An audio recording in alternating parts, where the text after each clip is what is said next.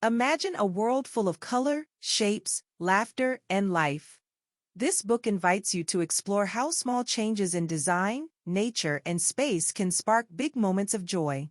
It's about celebrating the little things that make you smile: bright walls, quirky furniture, a flower in bloom, or the unexpected twist in architecture. Joy is all around you, and this book helps you see it. Let's begin with color. In one city in Albania, the mayor decided to repaint dull buildings in bright colors. Orange, yellow, pink. Suddenly, the whole town felt different. People started to care more about their neighborhoods and took better care of their homes. Color didn't just change the city, it changed people's moods. That's because color is one of the easiest ways to bring joy. Lighter colors make spaces feel more open and fresh, while dark tones can make a room feel sad or heavy. You don't need to be a designer to use this trick. Start with light walls and add bursts of color with art, pillows, or furniture. Even small touches can make a room come alive. Now think about style. For many years, minimalism, clean lines, white walls, and empty spaces was the trend. But sometimes minimalism feels cold and lifeless. It's based on the idea of purity and order, but that can also make it feel strict or even joyless. Maximalism, on the other hand, embraces abundance.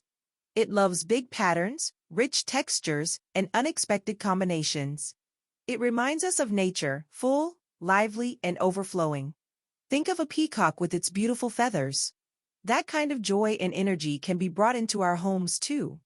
When a space is full of life, it makes us feel more alive. Gardens are another place where joy grows.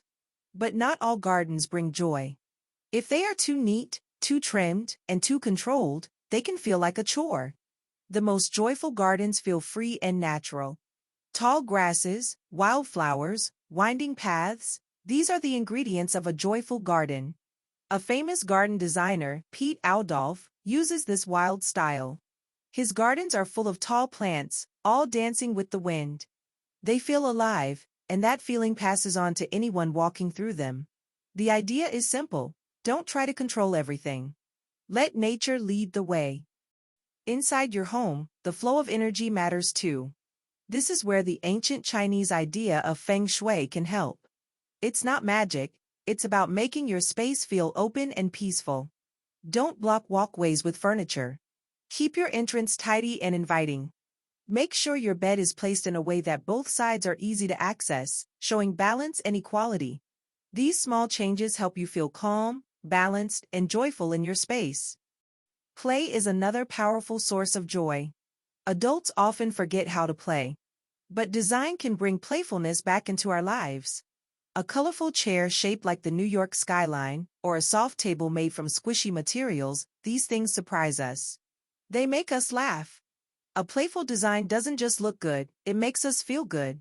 And when designers play, they also invent new things. One playful chair was designed with no frame at all. It could be squished into a small package and pop back out to full size. That kind of creative thinking starts with joy. Quirkiness adds joy, too. When we feel pressure to fit in, to follow fashion or keep things serious, we lose something special. Joy often lives in the odd and unexpected. Think of flamingos. Their bright pink feathers and funny legs make them unforgettable. That's why people put flamingo decorations on their lawns, not because they are fancy, but because they are fun. Don't be afraid to wear loud socks, decorate with silly objects, or try bold designs. Embrace what makes you different. Dutch designers did this by making lamps huge and tables tiny, just for fun. These designs break the rules and remind us that joy is in surprise. Then there's awe. Awe is that breathtaking moment when you see something massive, beautiful, or magical. Think of standing under a huge blue whale in a museum, or watching hot air balloons float into the sky. These moments don't happen every day, but when they do, they lift our hearts. Awe makes us feel small in a good way. It shows us that there's more to life than our everyday worries. Architecture can create awe too. Grand buildings with soaring ceilings and wide-open spaces invite us to look up and feel wonder. It doesn't have to be a cathedral, even a beautifully designed train station or museum can inspire awe. Finally, joy is found in celebration. People have always celebrated with music, food, dancing, and shared moments. Even chimpanzees celebrate when they receive treats. Celebration brings people together. It strengthens our bonds. One study showed that people who celebrate together are more likely to help each other and feel close. And the spaces where we celebrate matter. At the Oscars, for example, changing the design of the seating helped bring life back into the show.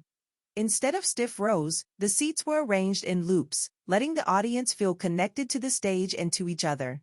It turned a quiet, dull event into something full of joy. This book teaches one powerful idea: joy doesn't come from big changes or expensive things. It comes from paying attention. It comes from choosing color, letting nature grow, playing with shape, and making space for people to connect. Joy is everywhere, if we make room for it. So how can you start bringing joy into your life? Try keeping a joy journal. Every time something makes you smile, write it down. Maybe it's a bright yellow mug, a funny sign, or a cozy room with soft pillows.